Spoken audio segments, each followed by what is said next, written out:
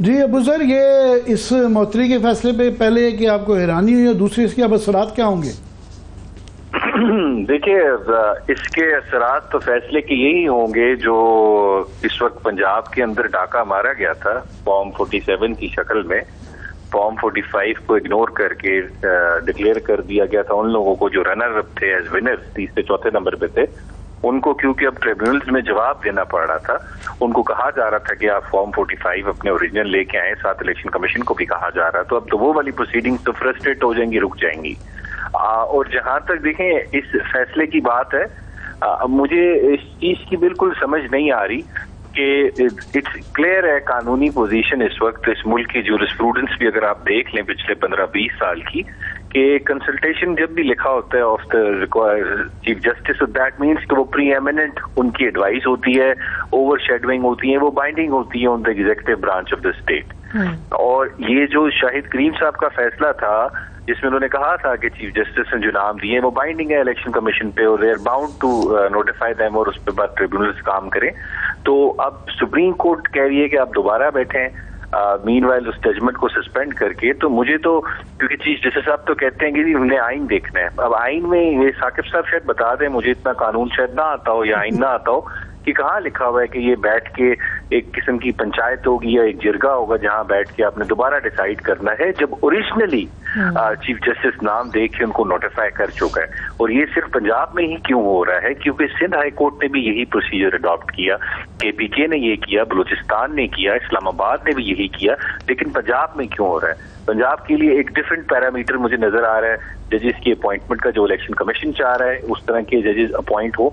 और मुझे ये भी हैरानगी हो रही है कि सुप्रीम कोर्ट जो है वो लाहौर हाई कोर्ट के फैसले को इतना लाइटली क्यों ले रही है? वो बड़ा साउंड रीजनिंग पे है, उसमें ये सुप्रीम कोर्ट नहीं बता रही कि उसमें। लेकिन अबू सर ये अभी तो उन्होंने मुअत्तल किया है, जब समाअत होगी तो ये वाली सारी इशू जो आर्गुमेंट्स आप पेश कर रहे हैं, ऑफ कोर्स बुकला ये पेश करेंगे। नहीं देखें, नहीं मैं एक चीज और बता दूं, देखें आमिर साहब, नहीं यहाँ पे देखें, यहाँ पे मुअत्तल होने का जो इफेक्ट है वो क्या है? अब इफेक्ट ये है कि आपने दोबारा बैठना है, कंसल्टेशन करनी है और नए जजेस अपॉइंट हो जाए। फॉर इंस्टेंस मैं अज्यूम कर रहा हूँ कि चीफ जस्टिस साहिबा लाहौर हाई कोर्ट की चीफ इलेक्शन कमिश्नर बैठते हैं और वो नए जजेस नॉमिनेट कर देते हैं, तो क्या जो ओरिजिनली जजेस नॉमिनेट हुए थे और जो लाहौर हाई कोर्ट की जजमेंट थी उसका इफेक्ट तो जीरो हो जाएगा और सुप्रीम कोर्ट भी उसको वैलिडेट कर देती है नई वाली कंसल्टेशन को, तो that is the end of the story. Timing भी बेटर कर रही है। एतजाज हसन साहब जो बार बार कह रहे हैं कि 1 साल बाद ये फॉर्म 45 जो तमाम एविडेंस है ये इलेक्शन कमीशन के पास ये जवाब होता है तल्ख करने का,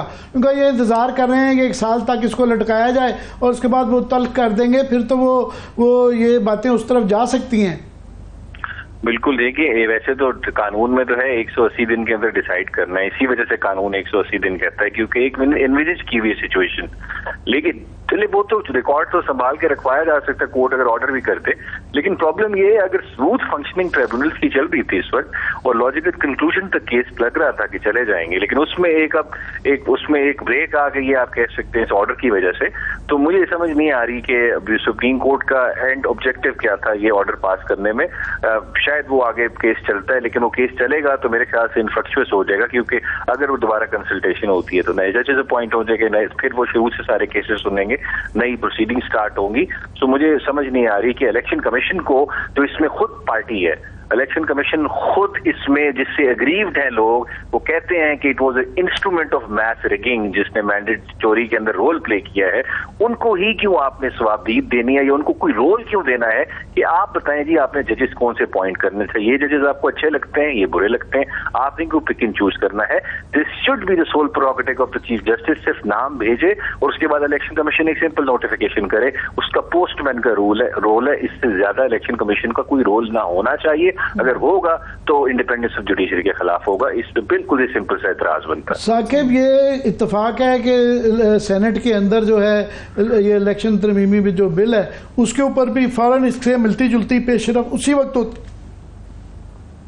जी बिल्कुल, वो तो आज सुबह ही चीफ जस्टिस जो है जब पता चला तो ड्यूरिंग प्रोसीडिंग अटॉर्नी जनरल से पूछा तो उन्होंने कहा आज ही सेनेट में वो पेश होना है, और उसके बाद उन्होंने कहा ठीक है वो जब हो जाए वो भी उसकी आप तफसील नाज़रीन को बता दें, लोग भूल जाते हैं कि ये क्या है। इलेक्शन तरमीमी जो है वो एक बिल था जिसमें सेनेट में पेश हुआ। इसमें 3 चीज़ें हैं। एक, नंबर 1 के रिटायर्ड जजेस ट्रिब्यूनल तैनात कर सकेगा इलेक्शन कमीशन, जो पहले नहीं कर सकता था, और ट्रिब्यूनल जो है वो किसी भी ट्रिब्यूनल को तब्दील कर सकेगा। और तीसरा, इसका जो है वो माजी से इतलाक होगा। जो ऑर्डिनेंस आया था, आज अटॉर्नी जनरल ने सुप्रीम कोर्ट को बताया ऑर्डिनेंस में माजी से इतलाक का नहीं था, अभी जो उन्होंने बिल पेश किया है उसमें माजी का इतलाक भी डाल दिया है। इसका मतलब फैसला मुअत्तली से पहले यह था कि जो पहले लाहौर हाईकोर्ट फैसला कर चुका वो तो जज तैनात हो गए, अगली दफा जो लगेंगे वो नए तरीक़ेकार के मुताबिक लग सकते हैं।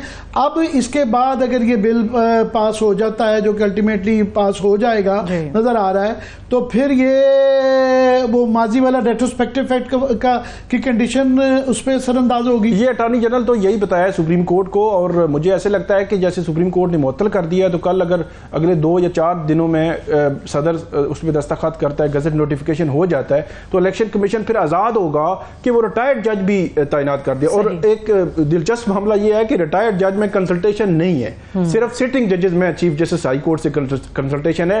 तो इसका मतलब है कि इंडिपेंडेंटली वो जो जिसको मर्जी है वो तैनात कर दे, और ये भी पॉसिबिलिटी है। सो इलेक्शन कमीशन इस बात का अबूजर ये इम्कान अब हो सकता है कि अगर ये फैसला बिल्कुल तब्दील हो जाता है तो उसके बाद फिर इलेक्शन कमीशन अपनी मर्जी के रिटायर्ड जज जो है वो लगा सकेगी, और मामलात फिर जो है मफरूज़ा एक इसके अंदर ये भी है कि क्योंकि लाहौर हाई कोर्ट के अंदर जो है चीफ जस्टिस वहाँ तब्दील हुए हैं, सो उस तब्दीली से कोई फ़र्क पड़ेगा, ये किस हद तक इसको गौर करना चाहिए इस पर।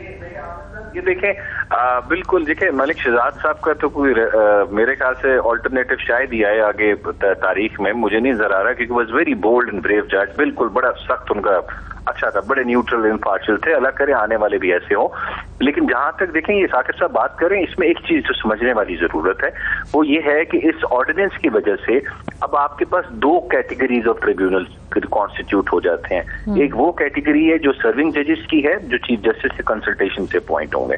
एक वो कैटेगरी है जो रिटायर्ड जजेस की है, विदाउट कंसल्टेशन अपॉइंट होंगे। अब इशू क्या होगा, हमारी सुप्रीम कोर्ट बेशुमार दफा कह चुकी है कि अगर आप एक ही इशू के ऊपर 2 स्ट्रीम्स ऑफ रेमेडीज प्रोवाइड करते हैं या स्ट्रीम्स ऑफ जस्टिस देते हैं, और आप पिक एंड चूज की आप ऑप्शन दे देते हैं एग्जीक्यूटिव अथॉरिटी को कि इधर जाएगा ये वाला केस, इधर जाएगा ये वाला केस, तो ये बेसिकली आर्टिकल 25 की वायलेशन होता है, ये डिस्क्रिमिनेशन का केस होता है। पिक एंड चूज वाला जो आप पॉलिसी कि आप इस ट्रिब्यूनल में जाएं, आप इस ट्रिब्यूनल में जाएं। अब मेरा फॉर इंस्टेंस रिटायर्ड जज के पास जाता है और मेरे दोस्त का किसी सर्विंग जज के पास जाता है, तो why I am being given a lesser independent tribunal, so ये प्रॉब्लम क्रिएट होगा, डिस्क्रिमिनेशन का केस बनेगा। तो ये ऑलरेडी लाहौर हाई कोर्ट में ऑर्डिनेंस लॉ चैलेंज हुआ हुआ है, शाहिद करीम साहब ही सुन रहे हैं, तो मुझे ये ऑर्डिनेंस भी ठहरता हुआ नजर नहीं आ रहा, ये आइन के साथ इन कॉन्फ्लिक्ट है।